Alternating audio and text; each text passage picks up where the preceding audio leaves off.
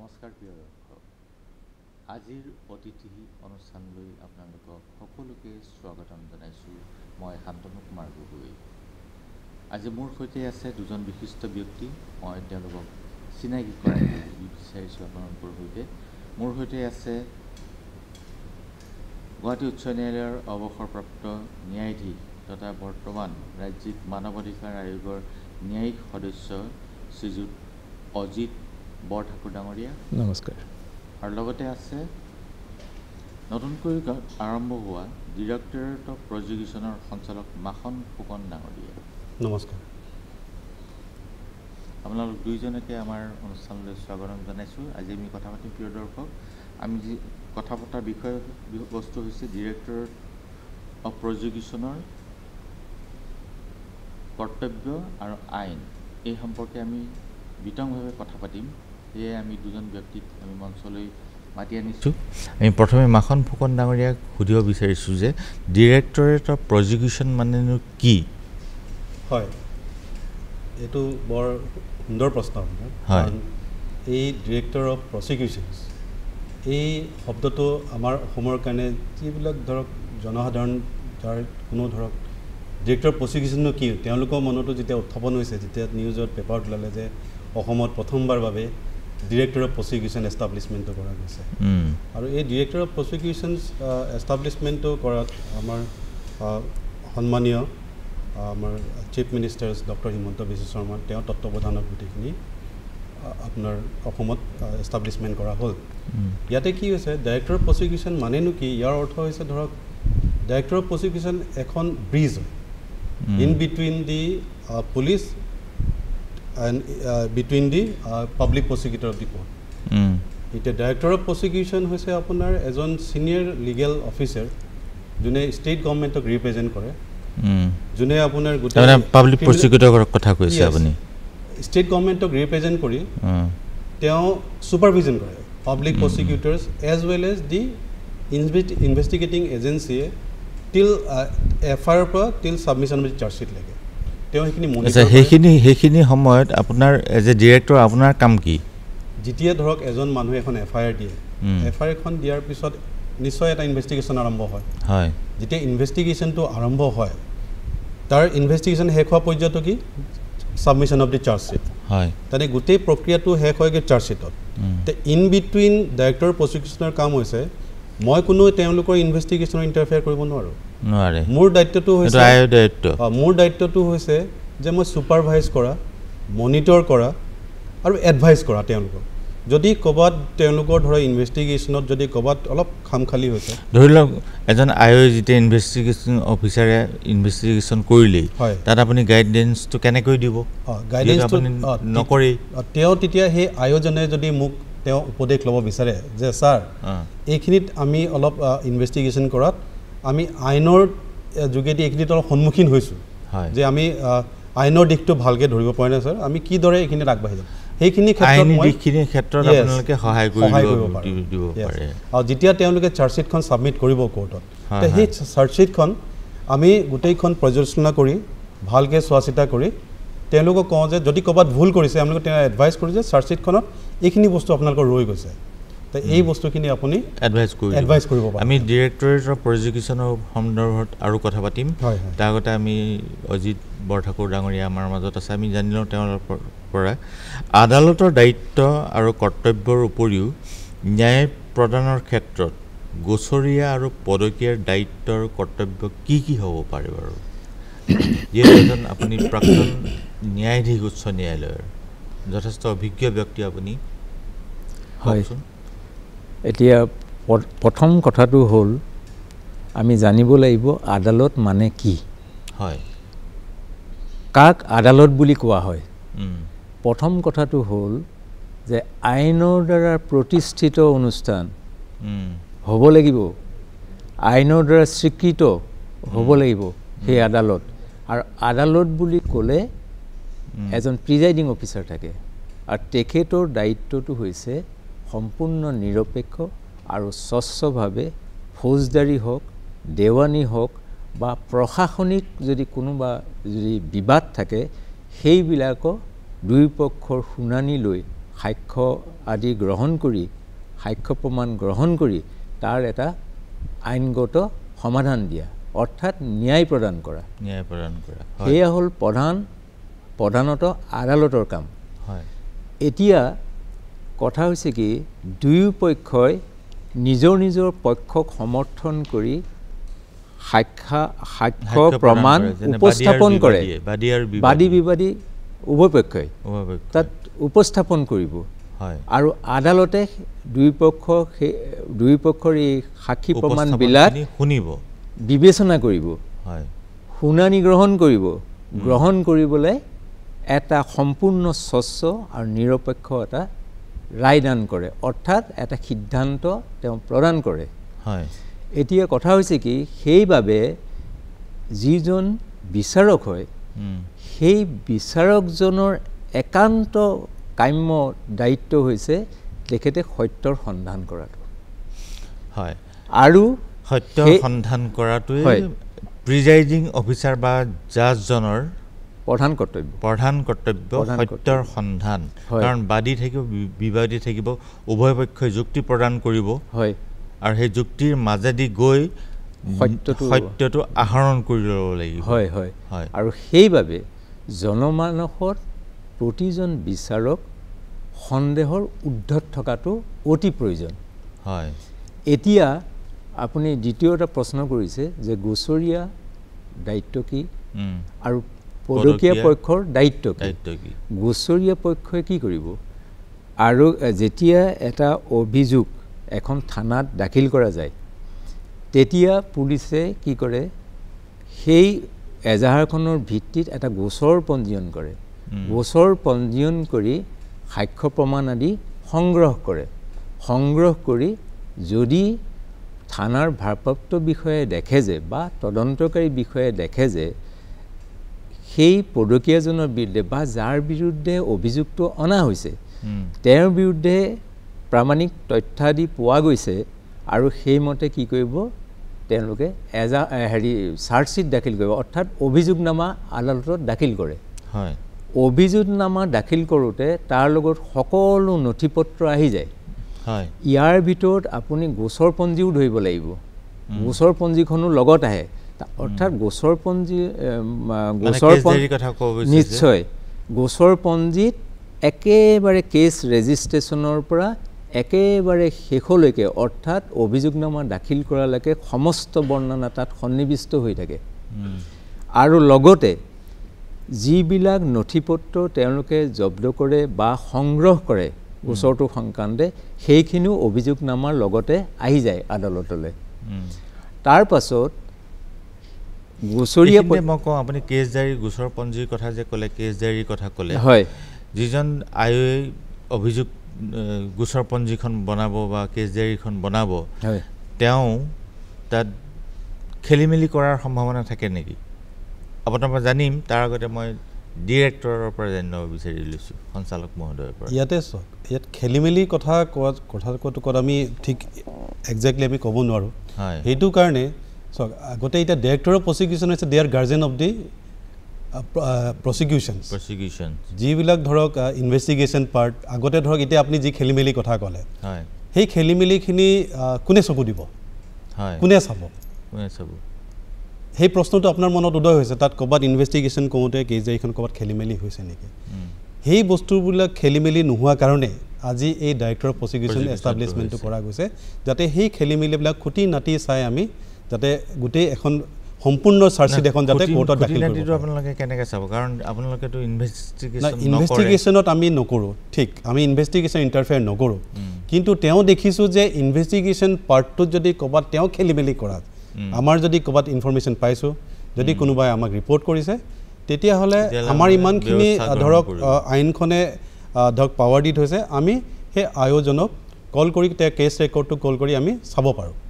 সেই অধিকাৰটো আমাক এই আইনখনে দিছে তাৰপিছত গৈ ধৰক আমি তেওঁক এডভাইচ কৰিব পাৰোঁ যে আপুনি এনেকুৱা হৈছে আপুনি এইটো ডাইৰেকশ্যন মতে আপুনি ইনভেষ্টিগেশ্যন কৰক তেতিয়াহে আপুনি সত্যত মানে আচল মেইন গ'লটোত গৈ পাবগৈ হয় মই এটা কথা এই বিষয়ত ক'বলৈ বিচাৰিছোঁ সঞ্চালক মহোদয়ে সঠিক কথাই কৈছে কিন্তু যিবিলাক বিষয়ত তদন্তকাৰী বিষয়ে উপলব্ধি কৰিব যে তেখেতক আইনগত দিশটো সম্পৰ্কত আৰু পৰামৰ্শৰ কিছু দৰকাৰ আছে কাৰণ সিৰিয়াছ যিবিলাক কেছ থাকে সেইবিলাকত সিনিয়ৰ অফিচাৰসকল হ'ল সুপাৰভাইজাৰী অফিচাৰ তেওঁলোকে সুপাৰভাইজ কৰি আপোনালোকে কেছ ডায়েৰী দেখিব কিছুমান সাজেশন লিখা থাকে অৰ্থাৎ পৰামৰ্শ কিছুমান দিয়ে আপুনি এইটো দিশ কৰক এই বস্তু জব্দ কৰক বা এই ব্যক্তিক আপুনি জমানবন্দী গ্ৰহণ কৰক এনে ধৰণৰ কিছুমান সাজেশন থাকে সেইখিনি ইনভেষ্টিগেটিং অফিচাৰজনে পায় সেইমতে তেওঁলোকে আগবাঢ়ে তাৰো উপৰঞ্চি যদি কিবা পৰামৰ্শ দৰকাৰ বুলি ইনভেষ্টিগেটিং অফিচাৰ বা তদন্তকাৰী বিষয়াজনে ভাবে তেতিয়াহে ডিৰেক্টৰ অফ প্ৰসিকিউশ্যনৰ ওচৰলৈ আহিব পাৰে সেই এটা কথা আছে আচ্ছা সঞ্চালক মহোদয়ক মই এটা প্ৰশ্ন সুধিব বিচাৰিছোঁ যে ডিৰেক্টৰ অফ প্ৰসিকিউশ্যনৰ দায়িত্ব আৰু ক্ষমতা কেনেধৰণৰ So Director of Prosecution এই সেকশনটো আপোনাৰ 25A আগৰ যিখন CRPC আছিল তেতিয়া 25A টো এমেন্ডমেন্ট কৰি কিনে ডাইৰেক্টৰ প্ৰসিকিউশ্যন পোষ্টটো আনা হৈছিল আৰু তাৰ পিছত তেতিয়া আপোনাৰ ডাইৰেক্টৰ প্ৰসিকিউশ্যন এপইন্টমেন্ট হ'ব হলে আপোনাক এজন এডভোকেটৰ 10 বছৰ প্ৰেক্টিস লাগে আৰু হাই কোৰ্টৰ চিফ জাষ্টিছৰ কনকাৰেন্স লাগে নাও যেতিয়া আপোনাৰ BNSS আহি গল তাতে কিছু হালহনলি হ'ল তেতিয়া আপোনাৰ ধৰক ডাইৰেক্টৰ প্ৰসিকিউশ্যন হ'ব হলে এজন এডভোকেট 15 বছৰ মিনিমাম প্ৰেক্টিস লাগিব আৰু নহয় বা তেওঁ ডিস্ট্ৰিক্ট এণ্ড সেশন জাজ হ'ব লাগিব আৰু ইয়াতে হাই কোৰ্টৰ কনকাৰেন্সটো নালাগে এটা গভৰ্ণমেণ্টে নিজে ধৰক এডভাৰটাইজমেন্ট কৰি কিনে এপইন্টমেন্ট দিব পাৰে আৰু এই ইয়াতে ক্ষমতা এনেকুৱা হয় ডাইৰেক্টৰ প্ৰসিকিউশ্যনৰ লগত ধৰক ডেপুটি ডাইৰেক্টৰ প্ৰসিকিউশ্যন থাকে তাৰপিছত ডিস্ট্ৰিক্ট ওয়াইজ আপোনাৰ এটা টিম থাকে এসিস্ট্যান্ট ডাইৰেক্টৰ প্ৰসিকিউশ্যন থাকে তাৰপিছত পাব্লিক প্ৰসিকিউটৰ তাৰপিছত এডিশনাল পাব্লিক প্ৰসিকিউটৰ তাৰপিছত আপোনাৰ এসিস্ট্যান্ট পাব্লিক প্ৰসিকিউটৰ ঠিক এনে ধৰে আমাৰ ক্যাটাগৰাইজ কৰা আছে এটা ডাইৰেক্টৰ প্ৰসিকিউশ্যন জনে দায়িত্ব আৰু ক্ষমতা কথা মই দায়িত্ব ক্ষমতা লাহি আছো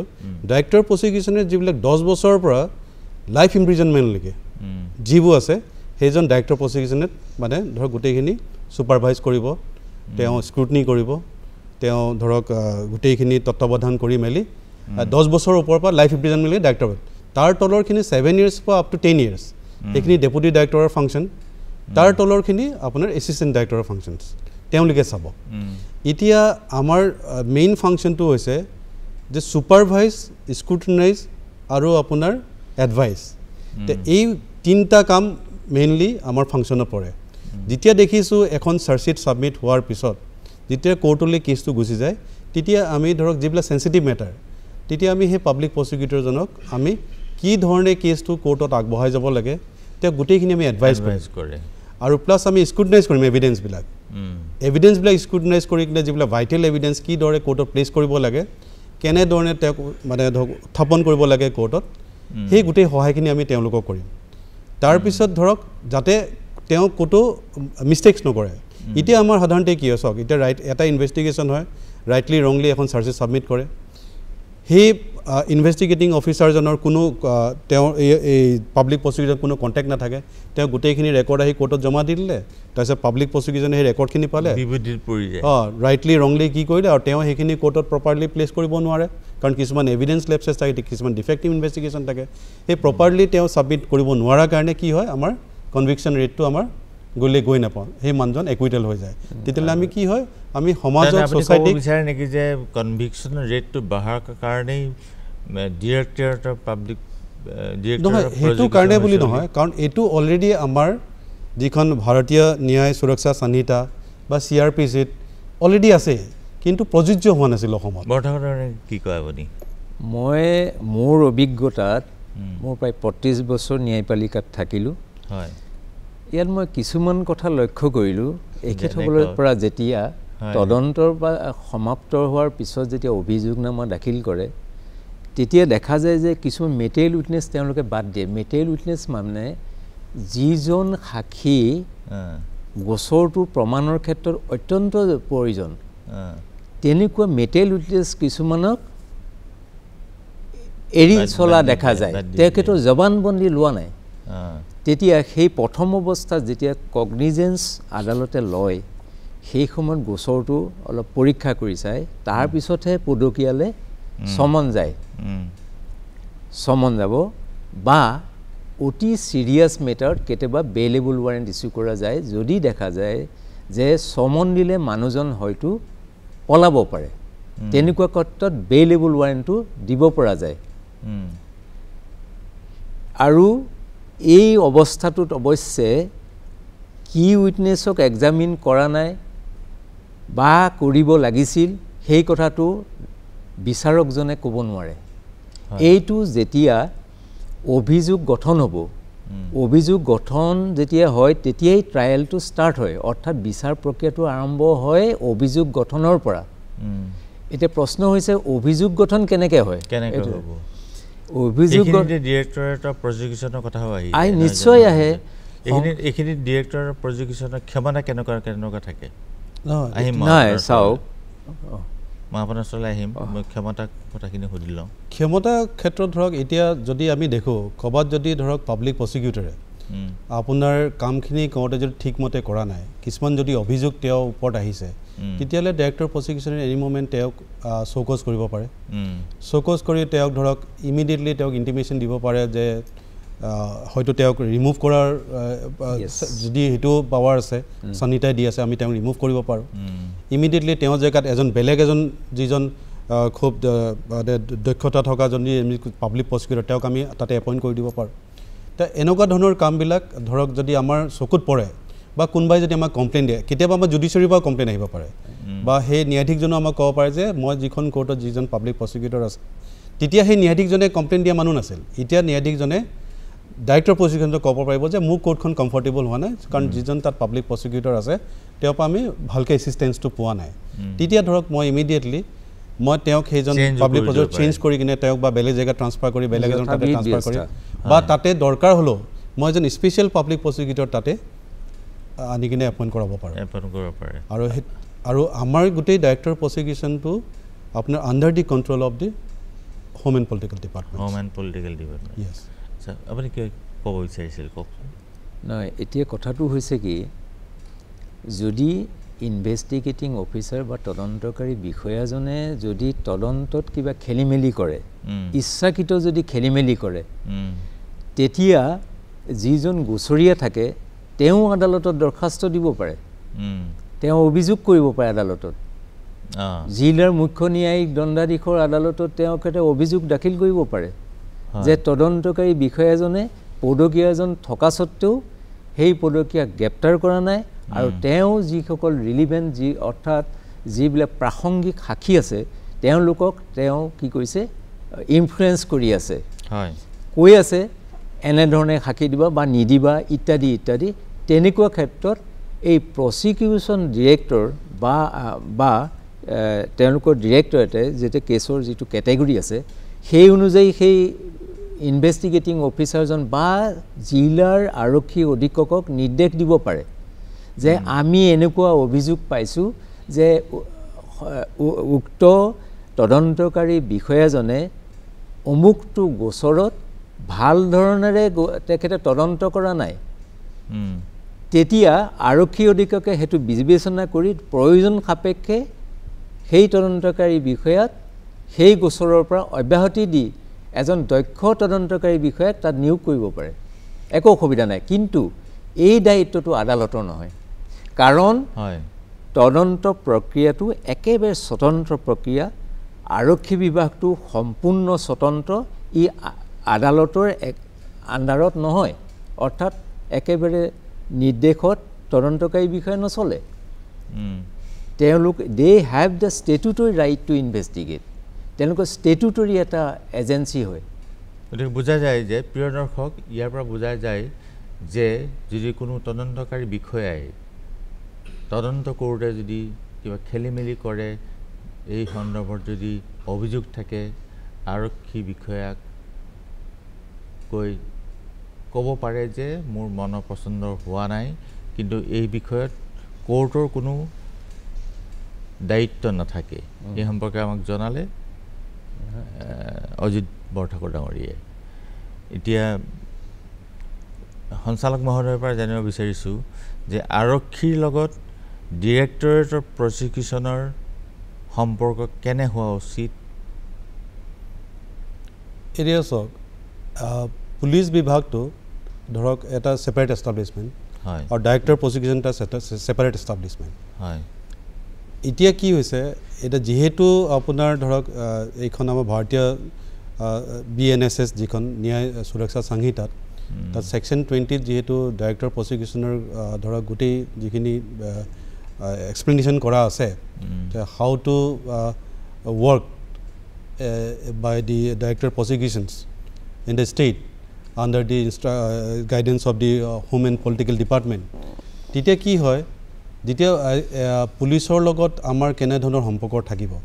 এতিয়া আমাক এই সংহিতাখনে আমাক সেই পাৱাৰটো দিছে মই আপোনাক আগতেও কৈছোঁ যদি তেওঁ যদি কিবা ইনভেষ্টিগেশ্যনত খেলিমেলি পোৱা যায় বা ইনভেষ্টিগেশ্যন ধৰক ভালকৈ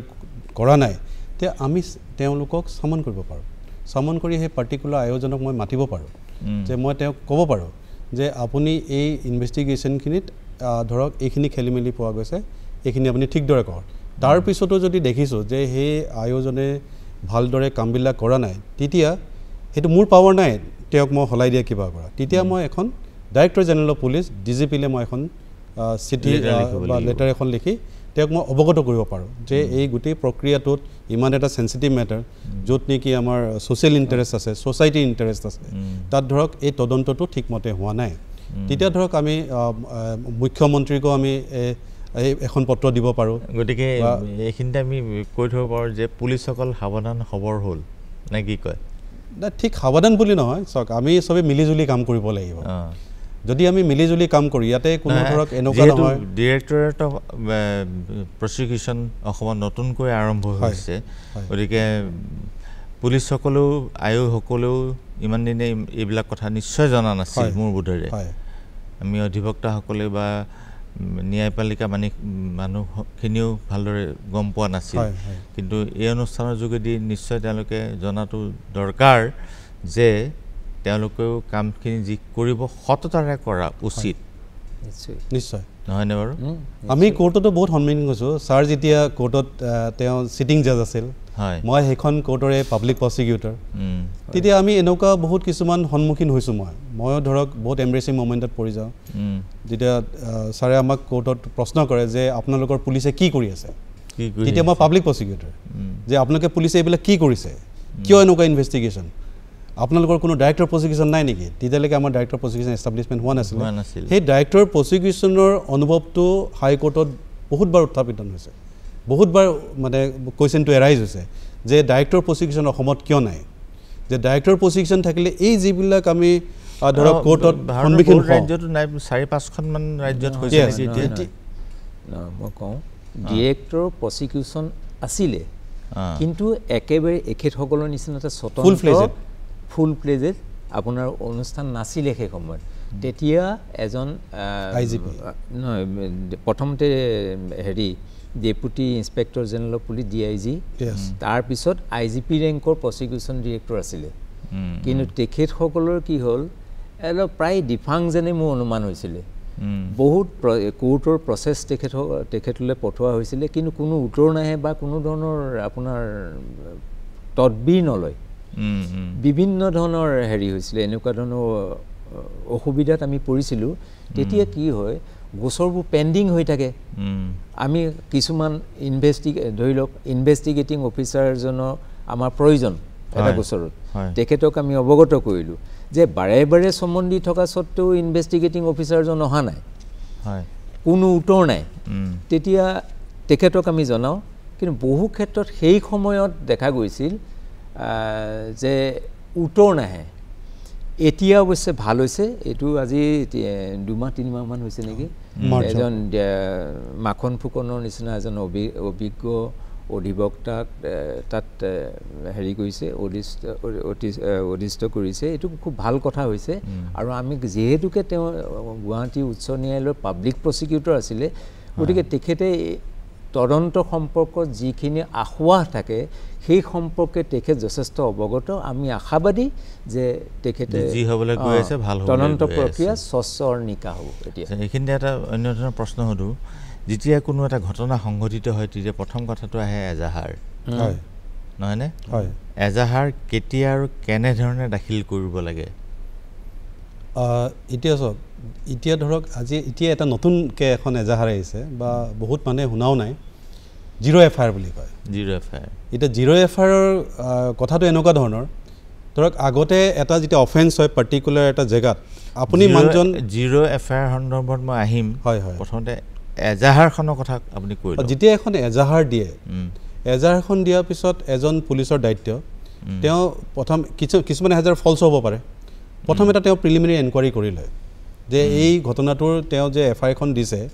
এইখন সঠিক হয়নে নহয়, বা তেওঁ যিখিনি কথা লিখিছে তেওঁ এটা প্ৰিলিমিনাৰী এনকুৱাৰী। আজিকালিতো দেখা যায় যে এজাহাৰখন পোৱা মাত্ৰকে ডাইৰেক্ট গৈ এৰেষ্ট। নহয়, সেইটো কাৰণে চাওক দুটা কথা আছে ইয়াতে। এখন এজাহাৰ আছে য'ত নেকি আপুনি ধৰক ইনচিডেণ্টটো হৈছে নিয়াৰ বাই এৰিয়াত হৈছে, পুলিচ ষ্টেচনৰ ওচৰতে হৈছে, তেওঁ নিউজত দেখা পাইছে, কিবা পাইছে, তেওঁ তেতিয়া গম পাইছে ঘটনাটো হৈছে। সেইখন এজাহাৰ তেওঁ লগালগ ৰেজিষ্টাৰ কৰে, কাৰণ মিডিয়াটো ভিজুৱেলাইজ হৈ আছে, তেওঁ টিভিটো দেখি আছে, এজাহাৰকাৰীজন আহিছে দিছে, তেওঁ তেতিয়া গম পাই যে এই ঘটনাটো হৈছে। এজাহাৰখন টিভিৰ বাতৰি সম্পৰ্কত আমি কথাটো পাতিম, কিন্তু কথাটো হৈছে যে বহুত মহিলাই দেখা যায় যে 498 এই কেছটো গোচৰ হঠাৎ জাপি দি দিয়ে। সেইটো কাৰণে আপোনাৰ এতিয়া ধৰক বহুত জাজমেণ্ট ওলালে তাৰ ওপৰত, যেনেকৈ অৰ্ণেশ কুমাৰ তাতে কৈছে যে তাতে অৰ্ণেশ কুমাৰটো এৰাইজে হৈছে আপোনাৰ এই আপোনাৰ এই যি কি ক'লে 498 তাৰ ওপৰৰ পৰাই এৰাইজ হৈছে। এতিয়া কি হৈছে তাতে জানে, পিছত গম পোৱা হ'ল যে এইবিলাক ফলছ FIR হয়, লগালগ এজন হাজবেণ্ড ৱাইফৰ কাজিয়া হৈছে, এখন এজাহাৰ দি দিয়ে, তেওঁক এৰেষ্ট কৰি লৈ আনে। সেইটো কাৰণে অৰ্ণেশ কুমাৰ জাজমেণ্টটো ওলালে, তাতে ক'লে যে 41 ন'টিছ দিব লাগিব, তাৰমানে সেই মানুহজনকো সুবিধা দিব লাগিব শুনিবৰ কাৰণে যে সেই কথাখিনিত কিমানখিনি সত্যতা আছে। কাৰণ একপক্ষ কথা শুনি বা একপক্ষ হেৰি লৈ কিনে মানুহ এজনক আপুনি ডাইৰেক্টলি এৰেষ্ট কৰি আনিব নোৱাৰে। সেইটো কাৰণে আৰু সেই অফেন্সবিলাক বিল' 7 years, আৰু বিল' 7 years হোৱাৰ কাৰণে সুপ্ৰিম কোৰ্টে ক'লে যে আপোনালোকে 41 ন'টিছখন দিব লাগিব, যে তাৰপিছত তেওঁক এটা প্ৰিলিমিনাৰী এনকুৱাৰী কৰি আপুনি কেছটো ৰেজিষ্টাৰ কৰিব পাৰে। টেকনিকেল কথাটোলৈ আহোঁ, এজাহাৰখন কেতিয়া আৰু কেনেকৈ লিখা যায়? চাওক, এজাহাৰখন লিখিব হ'লে যদি সেই টেকনিকেল কথা আৰু টেকনিকেল কথা, যদি এজন মানুহে ধৰক তেওঁ যদি গৈ এটা ধৰক ইনচিডেণ্ট হ'ল, তেওঁ ইমিডিয়েটলি পুলিচ থানাত গ'ল, তেওঁ যদি ধৰক লিখা পঢ়া যদি ইমানখিনি তেওঁ নাজানে, তেওঁ কোনোবা এজন তাৰে এজন পুলিচ অফিচাৰৰ সহায় লৈ তেওঁ কথাখিনি কৈ গোটেই এজাহাৰখিনি তেওঁ তাতে লিখিব পাৰে। আৰু এজন যোনে ধৰক পঢ়া শুনা মানুহ, তেওঁ লিটাৰেট মানুহ, তেওঁ নিজে গোটেই যিখিনি ইনচিডেণ্ট হৈছে সেইখিনি এখন এজাহাৰখন খুব দীঘলীয়া হ'ব নালাগে, তাতে গোটেই চমু কৰি গোটেই ইনচিডেণ্টনো কি হৈছে সেই কথাখিনি লিখি কিনে তাত যদি দিয়ে, আয়োজনৰ দায়িত্ব হৈছে FIR-খন পোৱাৰ লগে লগে তেওঁ লগালগ স্ক্ৰুটনি কৰি কিনে তেওঁ এইটো ৰেজিষ্টাৰ কৰিব লাগে। ৰেজিষ্টাৰ কৰি আজিকালি আমাৰ এটা নিয়ম আছে যে CCTVNS, সেই CCTVNS আপুনি আপলোড কৰিব লাগিব, আৰু সেই বস্তুটো তেতিয়া গোটেই ধৰক আমাৰ অল অভাৰ ইণ্ডিয়াত বস্তুটো ৰেকৰ্ড হৈ যায় যে এই পুলিচ থানাত, পাৰ্টিকুলাৰ পুলিচ থানাত এই কেছটো ৰেজিষ্টাৰ হৈছে। কি বুলি ক'লে? CCTVNS। টেকনিকেল ৱৰ্ড হয়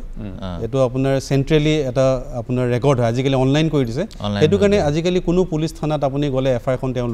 ৰাখি থ'ব নোৱাৰে বা লুকুৱাই থ'ব নোৱাৰে বা ৰেজিষ্টাৰ কৰি থ'ব পাৰে, লগালগ তেওঁ এটা GD এণ্ট্ৰি কৰি, আৰু GD এণ্ট্ৰিটো আপলোড কৰিব লাগে আপুনি CCTVNS-ত, সেইটো নিয়ম কৰিব লাগে। অনলাইন হৈ যোৱাৰ লগে লগে সেইটো অল অভাৰ ইণ্ডিয়া গুচি যায়। এই সম্পৰ্কে ছাৰ আপুনি কি কয়? এতিয়া কথা হৈছে কি, এইটো এজাহাৰ হৈছে ফাৰ্ষ্ট ইনফৰমেশ্যন ৰিপৰ্ট FIR। হয়, যদি কোনো জেগাত কোনো ধৰণৰ এটা ক্ৰাইম হয় বা এটা ফৌজদাৰী ঘটনা হয়, সেই ঘটনাটো যিজন ব্যক্তিৰ অৱগত হয়, সেইজন ব্যক্তিয়ে লগে লগে স্থানীয় থানাত সেই সম্পৰ্কে এজাহাৰ দাখিল কৰিব লাগে, বা মৌখিকে হ'লেও গৈ পেলাই সেই ঘটনাৰ সম্পৰ্কে থানাৰ ভাৰপ্ৰাপ্ত বিষয়াক জনাব লাগে। জনালে কি কৰিব, যদি মৌখিকে দিয়ে তেতিয়াহ'লে অফিচাৰ ইনচাৰ্জে বা থানাৰ ভাৰপ্ৰাপ্ত বিষয়াজনে, আৰু এটা কথা কৈ থওঁ, থানাৰ ভাৰপ্ৰাপ্ত বিষয়া মানে যি সময়ত ইনফৰমেশ্যনটো দিবলৈ গৈছে, যি সময়ত থানাৰ দায়িত্বত আছে, সেইজনেই ভাৰপ্ৰাপ্ত বিষয়া। যি সময়ত গৈছে, দুপৰ নিশাও গৈছে, যিজন ধৰি লওক সেইজন এজন ছাব ইন্সপেক্টৰ হ'ব পাৰে, এজন এছিষ্টেণ্ট ছাব ইন্সপেক্টৰ হ'ব পাৰে, সেইজনেই ভাৰপ্ৰাপ্ত বিষয়া। তেখেতে তেতিয়া কি কৰিব, সেই মৌখিক যিটো অভিযোগ দিছে সেই অভিযোগটো তেখেতে লিপিবদ্ধ কৰিব, লিপিবদ্ধ কৰি তেখেতে জেনেৰেল ডায়েৰী বুলি এখন থাকে থানাত জিডি চমুকৈ জিডি সেই জেনেৰেল ডায়েৰীত সেই ইনফৰমেশ্যনটো বা সেই সংবাদটোৰ সবিস্তাৰে তাত লিপিবদ্ধ কৰে আৰু সেইখনকে যদি সেই ঘটনাৰ সবিশেষে যদি কোনো পুলিচৰ ধৰ্তব্য গোচৰ হিচাপে প্ৰকাশ পায় তেতিয়াহ'লে সেইখনেই ফাৰ্ষ্ট ইনফৰমেশ্যন ৰিপৰ্ট সেইখনেই এফআইআৰ এতিয়া দ্বিতীয়তে কথাটো হৈছে পিছত গৈ পেলাই যদি আপুনি এফআইআৰ এখন দিয়ে তাৰমানে এখন লিখিত এজাহাৰ দাখিল কৰে সেইখন তেতিয়া এজাহাৰ ফাৰ্ষ্ট ইনফৰমেশ্যন ৰিপৰ্ট হিচাপত গণ্য নহ'ব এতিয়া মই এটা প্ৰশ্ন এটা ঘটনা সংঘটিত হৈ যোৱাৰ পাছত বা এটা ইনচিডেণ্ট হৈ গ'ল কিমান সময়ৰ ভিতৰত এফআইআৰখন বা এজাহাৰখন দাখিল কৰিব লাগে হয় সেইটো এটা ধৰি লওক আজি এই মুহূৰ্তত এতিয়া এটা ঘটনা সংঘটিত হৈছে এজাহাৰখন দাখিল কৰাৰ সময় কিমানলৈকে থাকে হয় এতিয়া কথা হৈছে কি এজাহাৰ দাখিল কৰাৰ কোনো সময়সীমা নিৰ্ধাৰিত নাই ঘটনা যদি কোনো তাত কিন্তু আছে ঘটনাটো হোৱাৰ সম্পৰ্কত আপোনাৰ যেতিয়া নলেজত আহিল যে অৰ্থাৎ আপুনি যেতিয়া জানিব পাৰিলে যে এই ঘটনাটো হৈছে ধৰি লওক এজন মানুহে হত্যা কৰিলে আপুনি ধৰি লওক ঘটনাৰ পৰা 2 ঘণ্টামান পাছত কথাটো গম পালে তেওঁ সিধা কি কৰিব লাগিব যেহেতুকে এইটো কগনিজেবল অফেন্স ভেৰি সিৰিয়াছ অফেন্স আপুনি গৈ থানাত স্থানীয় থানাত আপুনি অৱগত জনাবগে লাগিব তেতিয়া আপুনি লিখিতভাৱে জনাব পাৰে কোনো অসুবিধা নাই কিন্তু কথা হৈছে এই কথাটো গম পাই যদি আপুনি 2 দিনৰ পিছত এজাহাৰ দিবলৈ যায় আৰু তাৰ পিছত যদি ঘটনাৰ বিষয়ে আপুনি তাত লিপিবদ্ধ তেতিয়া কিছু সন্দেহৰ অৱকাশ থাকে কিন্তু এইটো নহয় যে দিলে হলে অৰ্থাৎ এজাহাৰ দাখিল কৰাত পলম হলে যে গুছৰিয়াৰ কেছ শেষ হৈ গ'ল কাৰণ দৰখাব লাগিব যে আমুক কাৰণৰ কাৰণে সেইটো নহয় এজাহাৰখন দিয়াত পলম ইয়াতিয়া প্ৰশ্নটো হৈছে যে এইটো কেনেকৈ প্ৰিভেন্ট কৰিব এই যে ডিফেক্ট এটা হৈ গ'ল আপুনি 2 দিন বা 3 দিনৰ পিছত এজাহাৰখন দিলে এইটো ধৰি লওক মই আজি এই মুহূৰ্তত কথাটো গম পালোঁ কিন্তু মোৰ আজিৰ পৰা এই মুহূৰ্তৰ পৰা মোৰ বেমাৰ হৈ গ'ল নিশ্চয় হ'ব পাৰে হয় বা আপুনি ঘৰত অকলশৰীয়া আপুনি মৃতদেহে আপুনি চোৱা চিতা কৰিব নে আপুনি থানালৈ যাব নে ওচৰৰ কোনোবা এজনক পঠাব পাৰিব তেনেকুৱা চিটুৱেশ্যন হ'ব পাৰে মূল কথাটো হৈছে যে এজাহাৰ দিয়াত পলম হ'লে এজাহাৰত লিখিব লাগে যে এই কাৰণত এজাহাৰ দিয়াত পলম হৈছে কিন্তু যিটো কাৰণ দিব সেইটো যুক্তিসংগত হ'ব লাগে বিশ্বাসযোগ্য হ'ব লাগে আৰু যদি আপুনি নিলিখে থানাত যদি এজাহাৰখন দাখিল কৰে তেতিয়াহ'লে থানাৰ ভাৰপ্ৰাপ্ত বিষয়াই সেইটো সুধি পুছি তাতে তেখেতে লিপিবদ্ধ কৰি ৰাখিব লাগে যে এজাহাৰকাৰীয়ে জনোৱা মতে এই কাৰণত এই এজাহাৰখন দিয়া পলম হ'ল আমি কথা পাতি আছিলোঁ জিৰ' এফআইআৰ কওক জিৰ' এফআইআৰটো আপোনাৰ এনেকুৱা ধৰণৰ এখন এফআইআৰ সেইখন এতিয়া যেনেকৈ ছাৰে অলপ আগত ক'লে যে যেতিয়া এটা ইনচিডেণ্ট হয় এখন এফআইআৰ গৈ ইমিডিয়েটলি সেই পাৰ্টিকুলাৰ জুৰিডিকশ্যন থানাত গৈ দিবগৈ লাগে ইয়াত এনেকুৱা নহয় ছাপ'জ আপোনাৰ ধৰক সন্তান তেওঁ থাকে ধৰক চেন্নাইত আপুনি ফোনযোগে গম পালে পাৰ্টিকুলাৰ জুৰিডিকশ্যন মানে আপুনি ক'ব বিচাৰিছে যে মই গুৱাহাটীত আছোঁ গুৱাহাটীৰ মোৰ জুৰিডিকশ্যন পৰে বা মই উজান বজাৰত আছোঁ উজান বজাৰ লতাশিল থানাত মোৰ জুৰিডিকশ্যনত পৰে তাৰ বাহিৰে জিৰ' এফআইআৰখন আহিব ইয়াৰ আগতে এনেকুৱা আছিলে ধৰক ছাপ'জ আপোনাৰ লতাশিল থানাৰ ভিতৰত এটা ঘটনা হ'ল আপুনি যদি নুনমাটি থানাত এফআইআৰখন দিব যায় তেতিয়া নুনমাটি থানাই ক'ব যে এইটো মোৰ জুৰিডিকশ্যনত নপৰে আপুনি কাইণ্ডলি তাতে যাওক আপুনি তাতে এফআইআৰখন ৰেজিষ্টাৰ কৰক এতিয়া সেইখিনিৰ মানে এই নতুন যিখন আমাৰ আইন আহিল তাতে এই জিৰ' এফআইআৰটোত এইটো কোৱা গৈছে যে আপুনি যিকোনো স্থানত গৈ কিনে আপুনি এখন এফআইআৰ দিব পাৰে ছাপ'জ ধৰক ঘটনাটো হ'ল যোৰহাটত আগতো আছিল জিৰ' এফআইআৰ কনচেপ্টটো আগৰ পৰাই আছে কিন্তু এতিয়া আপোনাৰ ধৰক আমাৰ নতুন আইনত এই বস্তুটো স্পষ্টকৈ বস্তুটো বিশ্লেষণ কৰা লিখি দিছে আপোনাৰ কি হয় ছাপ'জ ধৰক আপোনাৰ সন্তানটো যোৰহাটত আছে তাতে এটা ঘটনা হ'ল তেওঁৰ তাত কোনো নাই ল'ৰাজন হোষ্টেলত থাকে বা মেছ কৰি আছে কিন্তু আপুনি মাক দেউতাক হয় আপুনি ইয়াতে গম পালে যে মোৰ ল'ৰাটোৰ লগত এনেকুৱা ঘটনা এটা হ'ল এতিয়া লগালগ আপুনি ইনফৰমেশ্যনটো পোৱাৰ লগে লগে আপুনি যদি লতাশিল বাসিন্দা হয় লতাশিল থানাত গৈ কিনে আপুনি এটা এফআইআৰ দিব পাৰে যে মোৰ ল'ৰাটোৰ লগত এনেকুৱা এটা ঘটনা হৈছে সেই এফআইআৰখন যোৰহাটলৈ বা চেন্নাইলৈ বা বেংগালুৰুলৈ ট্ৰান্সফাৰ হয় সেইখন ৰেজিষ্টাৰ কৰিব লাগিব ফাৰ্ষ্ট তেওঁ সেই পাৰ্টিকুলাৰ থানাখনে কেছটো ৰেজিষ্টাৰ কৰি তেওঁ সেই এফআইআৰখন ট্ৰান্সফাৰ কৰিব দিব ট্ৰান্সফাৰ কৰিব লাগিব ছাৰ কি কয় আপুনি নহয় সেইটো নিয়ম অকল এতিয়াই নহয় আগৰ পৰাই আছিলে ঘটনা এটা হ'লে স্থানীয় থানাত এজাহাৰ দিব লাগে কিন্তু সাধাৰণতে আজিকালি দেখা যায় আগতেও দেখা গৈছিল বা আজিকালিও দেখা যায় যে এইটো আমাৰ জুৰিছডিকশ্যনত নপৰে গতিকে আমি এইবিলাকত নোসোমাওঁ আজি এতিয়া সেইটো কথা ক'ব নোৱাৰে আজিকালি আপুনি যদি এখন থানাত যায় সেইটো কাৰণে আপোনাক এই কথাটো ক'ব নোৱাৰে যে এইটো মোৰ থানাত নপৰে আপুনি তালৈ গুচি যাওক সেইটো জুৰিছডিকশ্যন এতিয়া ক'ব নোৱাৰে এতিয়া তেওঁলোকে কথাটো এনেকুৱা ধৰণৰ যে এই ঘটনা ধৰি লওক মই দিছপুৰ বাসিন্দা ঘটনাটো হৈছে যেনিবা ধৰি লওক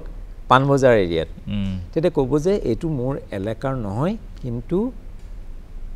এই গোচৰটো পাণবজাৰ থানাই তদন্ত কৰিব লাগে বা তেওঁলোকৰ এলেকাধীন গতিকে পাণবজাৰ থানালৈ ট্ৰান্সফাৰ কৰি দিব এইটো এতিয়া নতুন এটা কনচেপ্ট পাইলে জিৰ' এফআইআৰ প্ৰিয় দৰ্শক এটা গুৰুত্বপূৰ্ণ কথা জিৰ' এফআইআৰ মানে হৈছে কি আপোনাৰ সন্তান কন্যা বা যিকোনো ঘটনা যদি আপোনাৰ ওচৰত নাথাকিলেও অন্যথাত থাকিলেও কিবা ঘটনা ঘটিলে সেই সম্পৰ্কত আপুনি এখন এজাহাৰ দাখিল কৰিব পাৰে আপোনাৰ নিকটৱৰ্তী থানাখনতেই যিখনক কোৱা হয় জিৰ' এফআইআৰ আৰু সেইখন ট্ৰান্সফাৰ হৈ সেইখন সংশ্লিষ্ট থানালৈ ধৰি লওক আপোনাৰ চেন্নাইতে হৈছে বেংগলোৰতে হৈছে ডিব্ৰুগড়ত হৈছে গুচি যাব ট্ৰান্সফাৰ হৈ আৰু তাৰ পুলিচে দায়িত্ব গ্ৰহণ কৰি সময়োপযোগী ব্যৱস্থা গ্ৰহণ কৰিব এতিয়া এইখিনিতে এটা গুৰুত্বপূৰ্ণ বিষয় আছে কথা আছে এজাহাৰখন ফুকন ডাঙৰীয়া ইতিমধ্যে কৈছে এই বিষয়ে অলপ থুলমূলকৈ কৈছে এজাহাৰখনত ঘটনাৰ সম্পূৰ্ণ বিৱৰণ আপুনি নিদিব পাৰে কিন্তু এজাহাৰকাৰীয়ে যিখিনি জানে সেইখিনিকে থুলমূলকৈ এজাহাৰখনত লিখিব লাগে তাৰপিছত এজাহাৰকাৰী সম্পূৰ্ণ ঠিকনা শুদ্ধভাৱে লিখিব লাগে তেখেতৰ নাম দিলে পিতাকৰ নাম দিলে তেখেত কোন গাঁৱৰ ব্যক্তি সেই বিষয়েও লিখিলে থানাৰ কথাও লিখিলে এনেধৰণৰ সম্পূৰ্ণ ঠিকনা দিব লাগে আৰু যিজনৰ বিৰুদ্ধে এজাহাৰখন দিব সেই আসামীজনৰ বা পদকীয়াৰ সম্পূৰ্ণ ঠিকনা দিব লাগে আমি কেতিয়াবা পাওঁ কি তদন্তকাৰী বিষয়াৰ কেতিয়াবা অনিচ্ছাকৃত ভুল হৈ যায় তেওঁলোকে কি কৰে মাৰফত অমুক মাৰফত যেতিয়া দি দিয়ে তাৰমানে তেখেতে সেই কোনো এঘৰ মানুহৰ ভাড়াতীয়া আছিলে যেতিয়া গোচৰটো আৰম্ভ হয় যেতিয়া তেওঁ বিচাৰি যোৱা যায় তেওঁ বোলে আগতে আছিলে এতিয়া নাই তেনেকুৱা হৈ যায় তেতিয়া সেইজন এজাহাৰকাৰী এক্সামিন নকৰিলে গোচৰীয়াৰ গোচৰ কেনেকৈ প্ৰমাণ হ'ব তেতিয়া দুৰ্বল হৈ আহে সেইকাৰণে যি লিখে সঠিককৈ লিখিব লাগে কম কথাত লিখিব লাগে চিধা চিধি যদি আপুনি নিশ্চয়কৈ এইখিনিতে আৰু এটা প্ৰশ্ন উদয় হৈছে যে কাউণ্টাৰ কেছ বা ক্ৰছ কেছ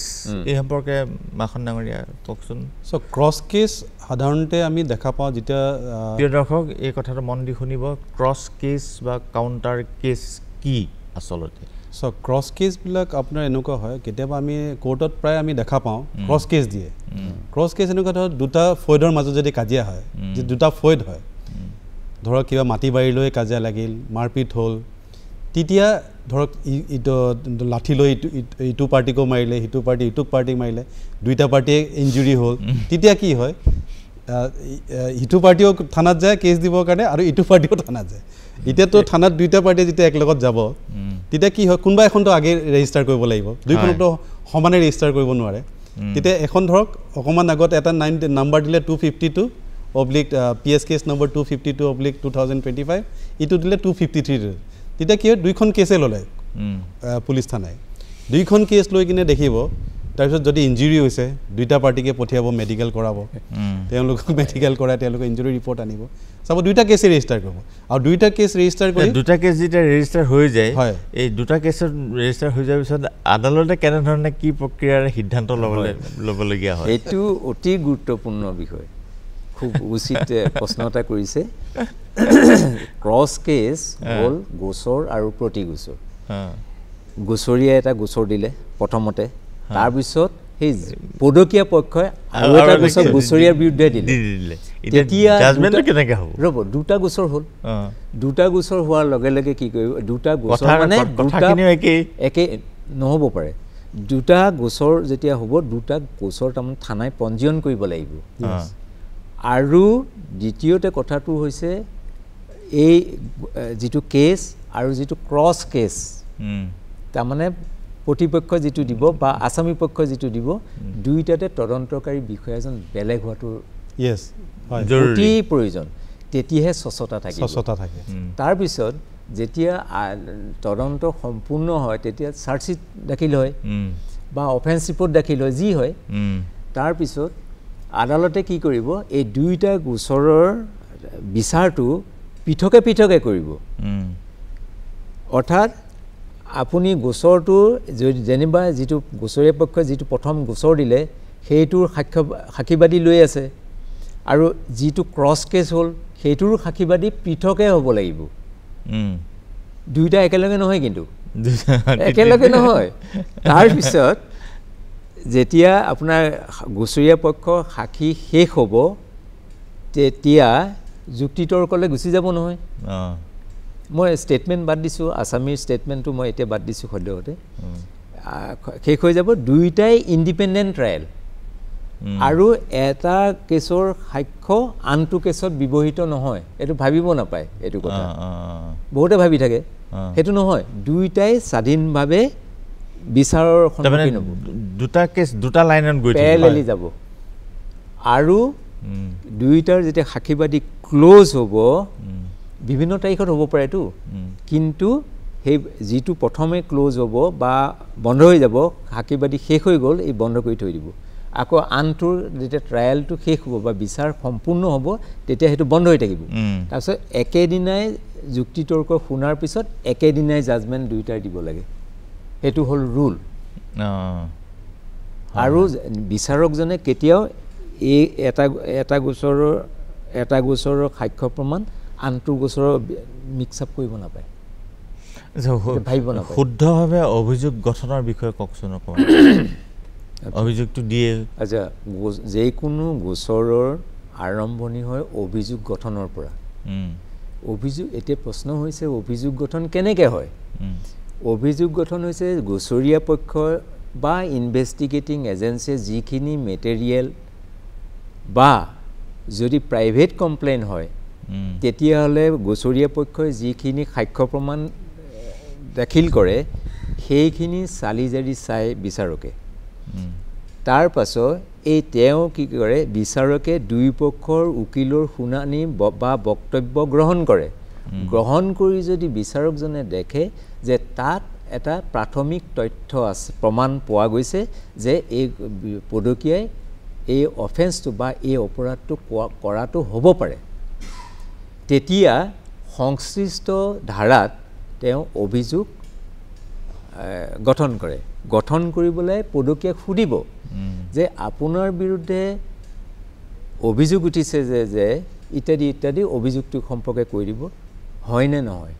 তেতিয়া পদকীয়াই জেনেৰেলি কি কৰে, নহয় বুলিয়েই কয়। মাখনদাই কওকচোন অভিযোগ গঠনৰ ক্ষেত্ৰৰ কথাটো। ঠিক ছাৰে, মই একমত ছাৰৰ কথাত, যে অভিযোগ গঠন হোৱাৰ আৰম্ভণি হৈছে যে কোনোবাই এজন অভিযোগ দিব লাগিব থানাত। দিয়াৰ পিছত যিজন আয়ো তেওঁ গোটেই তদন্ত প্ৰক্ৰিয়াটো আৰম্ভ কৰিব। আৰম্ভ কৰি চাৰ্জশ্বিটখন দাখিল কৰিব। চাৰ্জশ্বিটখন দাখিল হোৱাৰ পিছত কোৰ্টত যেতিয়া যাব, যিজন যাৰ এগেইনষ্টত অভিযোগ দিছে তেওঁক একিউজ হিচাপে তেওঁক কোৰ্টে চামন দিব বা তেওঁক হেৰি দিব, নটিচ দিব। তেওঁ আহি কোৰ্টত হাজিৰ হ'ব লাগিব, তেওঁ কগনিজেঞ্চ ল'ব। কগনিজেঞ্চ লোৱাৰ পিছত তেওঁ এভিডেঞ্চখিনি ল'ব। ঠিক প্ৰক্ৰিয়াটো এনেকৈ আৰম্ভ হয়। গোটেই অভিযোগনামাটোৱে আচলতে মূল বস্তু এটা কেছৰ। হয়, কাৰণ অভিযোগনামাখন যেতিয়া দাখিল কৰিব কোৰ্টত, কওক আপুনি কি কয়? নহয়, মই ক'ব খুজিছোঁ যে গোটেই গোচৰৰ ভেটিটো হৈছে এজাহাৰখন। হয়, তদন্তকাৰী বিষয়ে তদন্তকাৰী অভিযোগনামাহে দাখিল কৰে। তাৰপিছতহে বিচাৰ প্ৰক্ৰিয়া আৰম্ভ হ'ব। অভিযোগ গঠন যেতিয়া হ'ব, অভিযোগ গঠনটো কি হয়, কেছ ডায়েৰীৰ ওপৰত নিৰ্ভৰ কৰে। কেছ ডায়েৰী তাৰমানে পুলিচে কিখিনি এভিডেঞ্চ কালেক্ট কৰিলে তদন্ত কালত, সেইখিনি উপস্থাপন কৰে গুচৰীয়া পক্ষই তাৰপিছত শুনিবলৈ অভিযোগ গঠন কৰে যিটো মই ইতিমধ্যে আপোনাক জনাই কৈছোঁ আচ্ছা তাৰপিছত সাক্ষী ষ্টেজলৈ গুচি যায়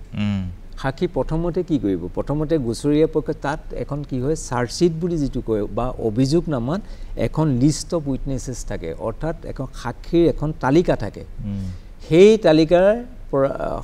সাক্ষীখিনিক প্ৰথমতে পৰীক্ষা কৰিব লাগে তেওঁলোকৰ সাক্ষ্যটো গ্ৰহণ কৰাটো কৰ্তব্য আৰু সেইখিনি যেতিয়া শেষ হ'ব আৰু যদি এই বিচাৰ প্ৰক্ৰিয়াটো চলি থাকোঁতে সাক্ষ্য গ্ৰহণৰ প্ৰক্ৰিয়াত যদি আদালতে দেখে যে কোনো ব্যক্তিক আৰক্ষী বিষয়া বা তদন্তকাৰী বিষয়াই পদকীয়া হিচাপে তেওঁৰ নামো লিপিবদ্ধ কৰিব লাগিছিলে বা দেখা যায় যে তাত প্ৰাথমিক এটা সাক্ষ্য আহিছে যে এই ব্যক্তিজনেও এই অপৰাধটো কৰিছিলে তেতিয়া তেওঁ কি কৰিব তেওঁক পদকীয়া হিচাপত তেওঁক তাত অন্তৰ্ভুক্ত কৰি ল'ব পাৰে তেতিয়া আকৌ নতুনকৈ চাৰ্জ ফ্ৰেম হ'ব তেওঁৰ এগেইনষ্টত কৰিব লাগিব আকৌ তেওঁ ইচ্ছা কৰিলে সেই আগৰ যিখিনি সাক্ষী আছে সেইখিনি ক্ৰছ এক্সামিন অৰ্থাৎ জেৰা কৰিব পাৰে তেওঁৰ অধিকাৰ আছে এইটো নহ'লে সেই সাক্ষ্য তেওঁৰ বিৰুদ্ধে যাব নহয় গতিকে ন্যায়ৰ খাতিৰত স্বচ্ছতাৰ খাতিৰত সেই ব্যক্তিজনে সেই অধিকাৰ লাভ কৰে 35 বছৰীয়া অভিজ্ঞতাৰ পৰা আপোনাৰ জানিব বিচাৰিছোঁ যে বিচাৰ প্ৰক্ৰিয়া কেনেদৰে আৰম্ভ হয় আৰু কেনেদৰে শেষ হয় যিহেতু আপুনি 35 বছৰ ধৰি জুডিচিয়াৰীত আছে এজন বিচাৰক হিচাপে আছে আমি জানিবলৈ পালে ভাল পাম সেই প্ৰশ্নটোতো ইতিমধ্যে ইয়াতে মই কৈ গৈছোঁ যে অভিযোগ গঠনৰ পৰাই যিকোনো ফৌজদাৰী গোচৰৰ বিচাৰ প্ৰক্ৰিয়া আৰম্ভ হয় প্ৰথমতে কি হয় গুচৰীয়াই যিখিনি চাৰ্জশ্বিটত যিখিনি সাক্ষী থাকে সেইখিনি এক্সামিন কৰিব কিন্তু এইখিনিতে আকৌ গুচৰীয়া পক্ষৰ এটা স্বাধীনতা আছে তেওঁ দৰকাৰ হ'লে মেটেল উইটনেছখিনিও এক্সামিন কৰিব পাৰে অৰ্থাৎ যিখিনি প্ৰাসংগিক সাক্ষী তেওঁ কেছ ডায়েৰী চাব কেছ ডায়েৰী ষ্টেটমেণ্টবিলাক ৰেকৰ্ড কৰা আছে কেতিয়াবা গোচৰবিলাকত দেখা যায় যে একেধৰণৰ সাক্ষী ঢেৰ তেতিয়া তেওঁ তাৰ পৰা এজন সাক্ষীক ল'লে সেই সাক্ষীজনক আপোনাৰ পৰীক্ষা কৰিলে এই ধৰণৰ কৰিলে কি ধৰি লওক এখন চাৰ্জশ্বিটত আপোনাৰ 15জন সাক্ষী আছে 15জনৰ আপোনাৰ 7জনে আপোনাৰ ধৰি লওক একে কথাই কৈছে একে সময়তে তেওঁলোকে সেই ঘটনা দেখিছিলে একে কথাই কৈছে তেতিয়া সেই ধৰি লওক 7জনক বাদ দিব পাৰে তেতিয়া সেই 8জনে এক্সামিন কৰিলে সোনকাল হয় গোচৰটো বিচাৰ প্ৰক্ৰিয়া তেতিয়া ক্ষিপ্ৰ হ'ব এইবোৰ একেবাৰে ৰিপিটেশ্যন অফ উইটনেছেছ শুড বি এভইডেড আচ্ছা এটা গোচৰৰ ৰায় প্ৰদানৰ পাছত মুকলিভাৱে সমালোচনাটো হোৱাটো ভালৰ লক্ষণ নে বেয়াৰ লক্ষণ মাখন্দা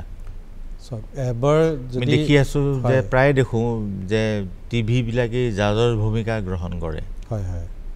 নাই এতিয়া ধৰক এজন ন্যায়াধীশে যেতিয়া এটা জাজমেণ্ট দিয়ে তেওঁ গোটেই ধৰক আইনৰ ভিতৰত থাকিয়ে দিয়ে গোটেইখিনি পৰ্যালোচনা কৰি খুঁটি নাটি চাই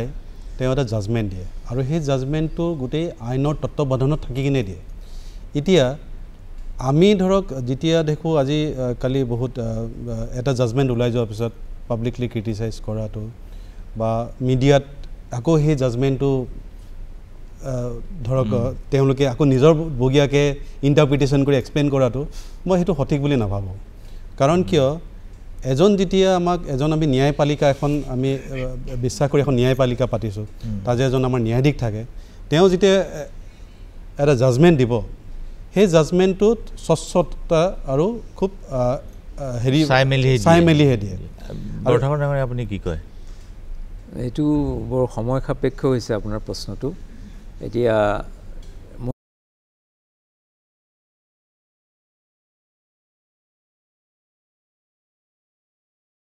এটা স্বচ্ছ আৰু স্বচ্ছভাৱে তেখেতৰ মতামত প্ৰকাশ কৰা স্বাধীনভাৱে তেওঁ যিকোনো ধৰণৰ বক্তব্য ৰখাৰ অৰ্থাৎ freedom of speech and expression এইটো দিছে